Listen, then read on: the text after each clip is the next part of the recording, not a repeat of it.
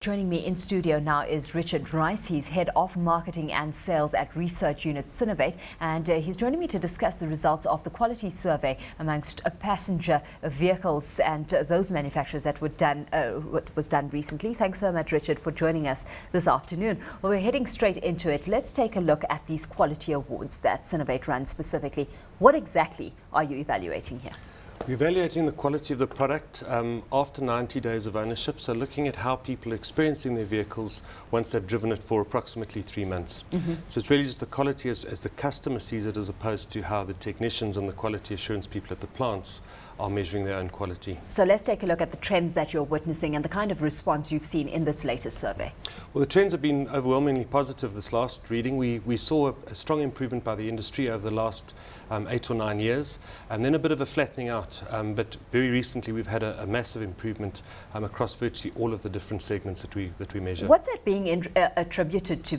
Because some would say it would reflect a very competitive environment out there where you've got these manufacturers just chasing market share and needing to be the best in a very depressed economic climate. Yeah, I think one of the things that does dictate what car people buy is the reputation it has for quality, and obviously that reputation comes from people who've driven the car. So the manufacturers are chasing market share, and one of the key factors is to get their product quality right, which is why they're putting so much energy into getting it absolutely bang on.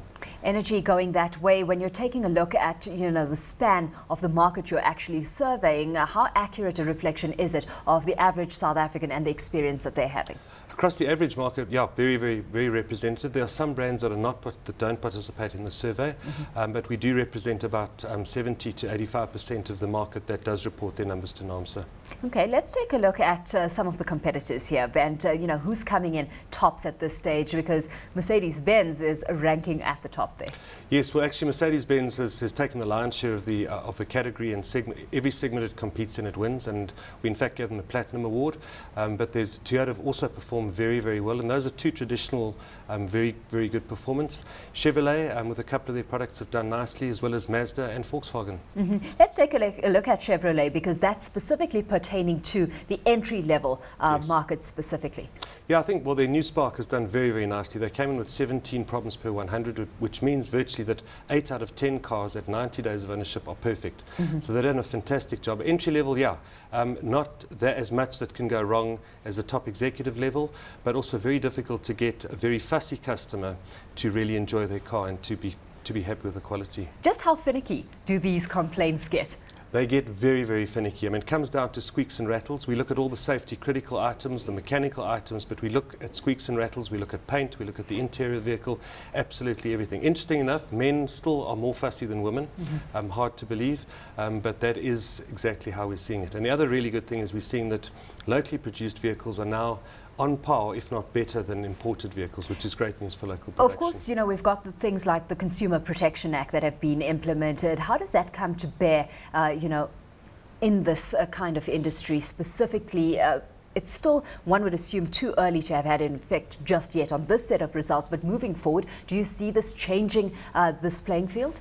Well, we're not quite sure, because we're not quite sure exactly what's going to be promulgated and how it will affect the market research industry, because most of the laws that have been written are around direct marketing. So we remain pretty confident that we'll have access to customers, but as always, even today, and we have done for the last 20 years, we ask customers for their permission to interview them. But in terms of the manufacturers themselves having to improve their quality of service even better because of an act like this coming to bear? Oh yes, yeah, no, the manufacturers, I think those kind of issues have always been there in terms of customers taking manufacturers on, but I think there will be even more effort put in, and the manufacturers in South Africa have put enormous effort in over the last 10 to 15 years, and I don't see anybody backing off from that at all.